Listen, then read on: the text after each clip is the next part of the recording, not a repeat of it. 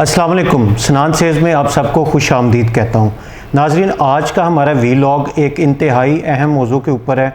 जैसा कि आप सबको पता होगा कि आजकल इलेक्शंस का तनाज़ा चल रहा है और पाकिस्तान के अंदर जो सबसे ज़्यादा एक हॉट टॉपिक है वो आजकल के इलेक्शंस ही बने हुए हैं कि आखिरकार पंजाब में और वफाक में इलेक्शन कब होने जा रहे हैं।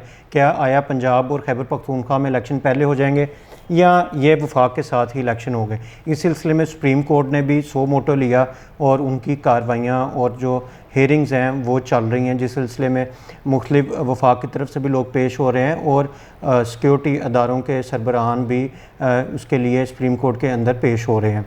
नाज़रीन, ये जो मैं आपको आज ख़बर बताने लगा हूँ ये अभी तक किसी न्यूज़ चैनल, किसी भी वीलॉग में और कहीं पे भी ये अभी तक नहीं बताई गई। और वो ये एक बहुत बड़ी ख़बर है कि जब सुप्रीम कोर्ट ने ये ऑर्डर जारी किया कि 21 अरब इलेक्शन कमीशन को ट्रांसफ़र किए जाएं ताकि पंजाब और खैबर पख्तूनख्वा में इलेक्शन हों, तो वफाकी सेक्रेटरी ख़जाना ने हामी भर ली कि वो ट्रांसफ़र कर देंगे। इस सिलसिले में वफाकी सेक्रेटरी ख़जाना ने जब ये हामी भरी तो हुकूमती जो थे वज़रा और ईवान इक़्तिदार के अंदर बहुत बड़ी हलचल मच गई कि आखिर ये उन्होंने क्यों इस चीज़ की हामी भर ली। ये वफाकी सेक्रेटरी ख़जाना ने अपने निजी दोस्तों में और अपने जो ब्यूरोक्रेसी के अंदर उनके बैचमेट्स हैं या उनके करीबी जो ब्यूरोक्रेट्स हैं उनसे मशवरा करने के बाद एक सिटिंग के अंदर की, जिसकी ये ख़बर बाहर भी चली गई, वज़रा तक पहुंची, उन्होंने वज़ीर-ए-आज़म तक पहुंचाई। इसी दौरान जो वफाकी सेक्रेटरी ख़जाना थे इन्होंने अपने जो बॉस हैं यानी जो प्रिंसिपल सेक्रेटरी टू पीएम है उनसे रब्ता किया कि जी मैं इस तरह कोई डिसीजन लिया है और मैं इसके ऊपर पाबंद रहूँगा और मैंने जो सुप्रीम कोर्ट का हुक्म है उस पर अमल दरामद करूँगा, मैं और कोई डिक्टेशन या और कोई लाइन नहीं लूँगा। जिसके ऊपर जो थे प्रिंसिपल सेक्रेटरी टू पीएम उन्होंने वफाकी सेक्रेटरी ख़जाना को अपने पास बुलाया, उनको समझाने की कोशिश की, मगर वफाकी सेक्रेटरी ख़जाना जो थे वो बिल्कुल भी कन्विंस नहीं हुए। इसी दौरान जब प्रिंसिपल सेक्रेटरी ने देखा कि मामला नहीं कंट्रोल हो रहे हैं तो उन्होंने वफाकी सेक्रेटरी ख़जाना को किस तरह कन्विंस किया कि आप प्राइम मिनिस्टर ऑफ पाकिस्तान यानी शहबाज शरीफ साहब से एक मुलाकात कर लें।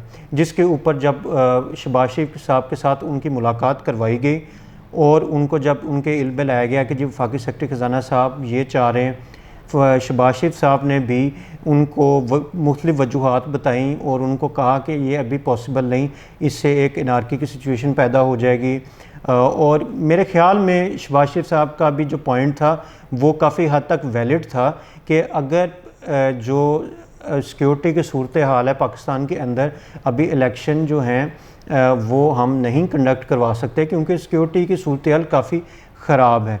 दूसरा, अगर इस दौरान इलेक्शन करवा भी लें और काफ़ी दंगे फसादात होने के ख़तरात हैं। नॉन स्टेट एक्टर्स के जो थे वो ख़तरात शामिल है कि नॉन स्टेट एक्टर्स जो हैं वो इंटरफेरेंस कर सकते हैं। इसके अलावा अगर किसी भी तरह इलेक्शन हो भी जाए तो ये एक बड़ा अजीब प्रेसिडेंट सेट हो जाएगा कि वफाक सूबे के अंदर पहले इलेक्शन हो जाएं और वफाक में बाद में हो।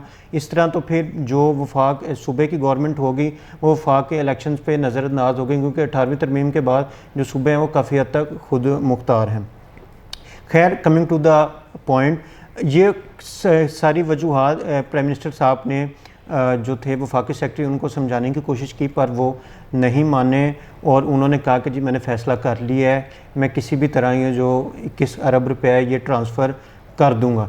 जिसके बाद वो वहाँ से उठ के चले गए और उसका नतीजा क्या निकला कि उनको जो प्रिंसिपल सेक्रेटरी हैं प्राइम मिनिस्टर ऑफ पाकिस्तान के, उन्होंने उनको जबरी रुखसत पर यानी फोर्स लीव पर भेज दिया। यानी इस टाइम हमारे वफाकी सेक्रेटरी ख़जाना कोई भी नहीं है और जो हमारे वफाकी सेक्रेटरी ख़जाना थे उनको फोर्स लीव पर पाकिस्तान से बाहर भेज दिया गया और वो इस टाइम अमेरिका में क़याम पजीर हैं। नाज़रीन, ये बहुत बड़ी ख़बर है कि जो वफाकी सेक्रेटरी ख़जाना एक डिसीजन लिया, प्राइम मिनिस्टर ने उनको कन्विंस करने की कोशिश की मगर वो नहीं, और वो इस टाइम अमेरिका में बैठे हुए हैं। अगर आपको हमारा आज का वीलॉग पसंद आए तो इसको लाइक और शेयर ज़रूर कीजिएगा और चैनल को सब्सक्राइब करना मत भूलिएगा। Thank you so much.